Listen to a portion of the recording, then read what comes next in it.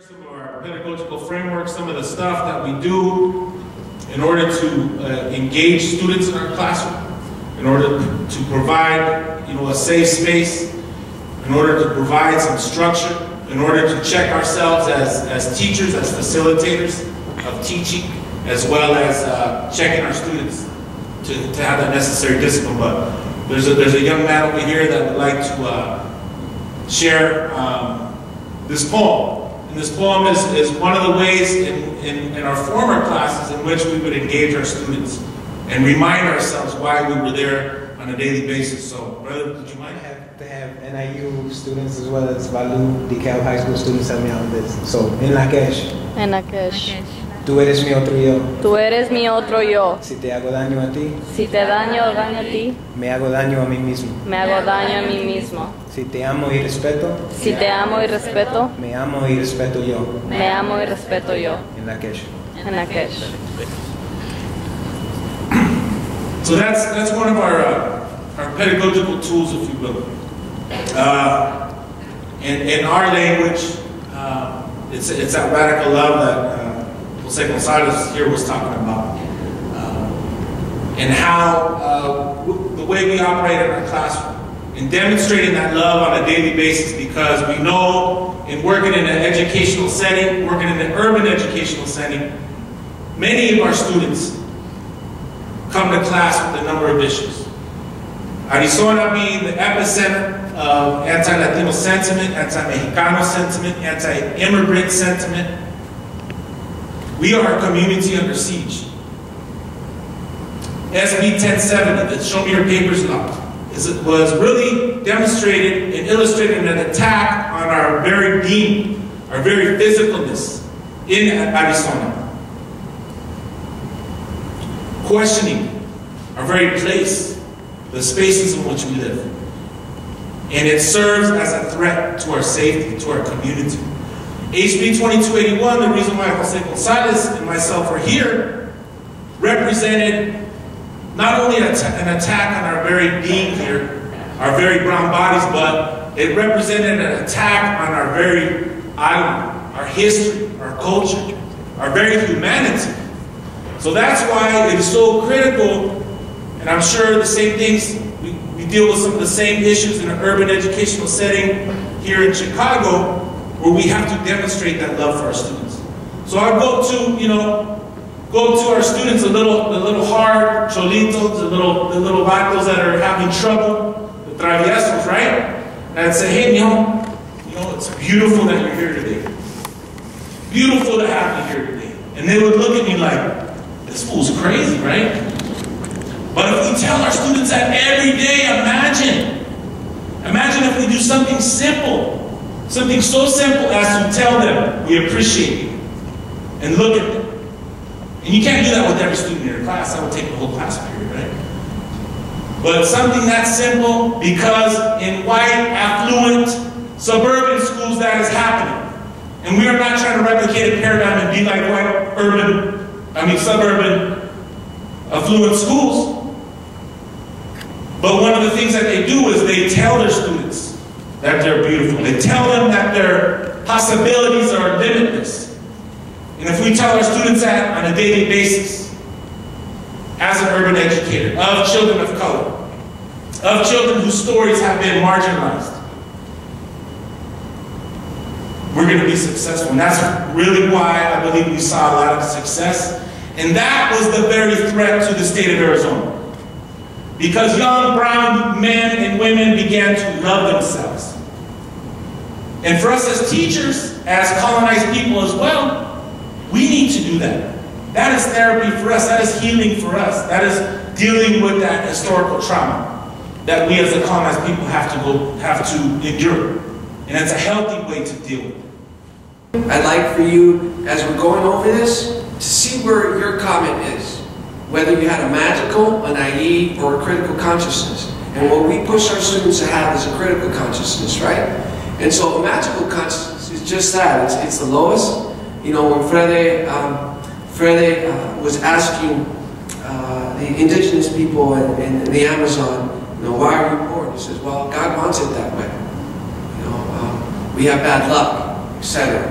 right? And change cannot happen there. It cannot happen. And you won't see this. I don't think anyone said the reason why Chicanos or Latinos or African Americans don't do well is because God doesn't want them to do well. You know, but that is one of the consciousnesses. Next one. Go ahead. The next one is a naive consciousness, right? And this is the one we fall victim to. And there's in education there's some theories, you know, this deficit model of thinking, right? And so we tend to blame the community or the individual. And you know, and this is where myself and my students will fall victim to. We'll say, well, you know, they don't appreciate education. Or, you know, people are poor because they don't work at it. You know, get a job, I got two. That type of thing, right? So there's never a critique on this structure that has been reproducing this inequality. And so this is the one that students always, including adults, myself included, where I have to check myself. We fall victim to this naive consciousness. And finally, this is where we want to get our students to be critical thinkers, to start looking at the system and understand that, you know, this dropout rate, or what we call a push-out rate, has been going on for a long time, long before I was, you know, born. And it's just reproducing, this inequality is being reproduced. And so if we are going to create systemic change, we need to start looking at the institution. And if we want to, you know, fix problems, we need to start looking at these institutions that create this and recreate this inequality. And this is where we get our students to really, you know, engage and be a part of that type of consciousness. And, you know, as my colleague already stated, that's a conscientization process in getting in to not only read the word, but read the world, right? And to look at life, and to start connecting, extrapolating and connecting and making their, you know, drawing their own conclusions, right? And so these are the levels of consciousness that Freire talks about, and our students are well aware of what they are. Like I said, I have 6th graders, and I haven't started yet, but I am going to teach them about the levels of consciousness, and so they'll be learning about this. So the first component is of the Mexican American Studies department. Our teachings for over a decade was that very development of a critical consciousness. Another real key critical component that we have is this indigenous epistemology. The majority of our students, majority of Latino students in Arizona are of Mexican origin. So we see this, we use these cultural artifacts, our cultura, as symbols, because when we walk around in our barrios, we see murals. So it's not simply just bringing in artifacts for the sake of showing our students and validating who they are. But we actually analyze in this pedagogical framework called the Nahui, Nahui in the Aztec Nahuatl language, meaning four, and Olin meaning movimiento. So these 4 movements, Tezcatlipoca, Quetzalcoatl, Huitzilopochtli, Xipetotec, are in fact is a pedagogical framework that we operate on. And we'll explain, we'll get into Tezcatlipoca is that this is a quote from an activista, long time Chicano activista in Phoenix, Tupac Acosta. He facilitates an organization called Tonatiana. Recently, they've been doing anti-SB 1070 work, but he talked about Tezcatlipoca being that smoking mirror. Because when we all got up and we bathed this morning, right? We got out of the shower and we saw that the mirror was kind of foggy, right? So it's, in fact, this educational process is learning that both the teachers and our students are engaged in is a process in which we seek to obtain some clarity, seek to understand our history, all for the purpose, and we make no qualms about it, all for the purpose of liberation. Because when we begin to love ourselves, we begin to understand our history.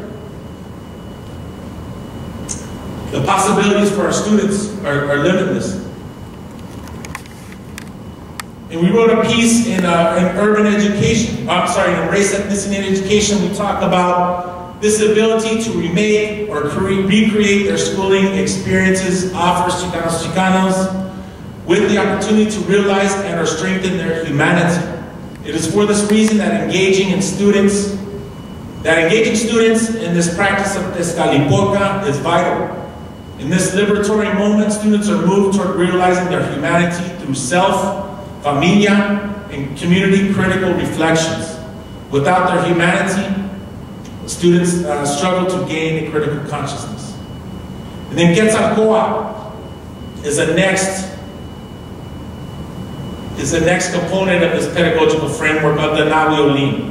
And it's much more so than just a pedagogical framework. We try to actually, it's our lives. Pedagogy is how you live. It's not just your teaching methodology or the way you teach, but broken down, Quetzalcoatl. Quetzal is a beautiful iridescent bird in Mexico, representing something that is precious or beautiful. Again, seeing our students as beautiful quetzales, something that is precious, because we as educators, when I send my children to school, I'm terrified every day because I'm placing my own children into the lives of a stranger. So when we were developing this program, we made sure that you see each and every one of those students as your own baby and teach like that. Teach like their life depends on it. Every day, and see them as beautiful, each and every one of them. In Coa, serpiente. In Western culture, if you call someone a snake, it's not good, right? But the Coa, the serpent, in our cultura, in the culture of this continent, represents knowledge, because she is right close to the mother, right close to the earth, and she has a lot of knowledge. So this represents together that precious and beautiful knowledge.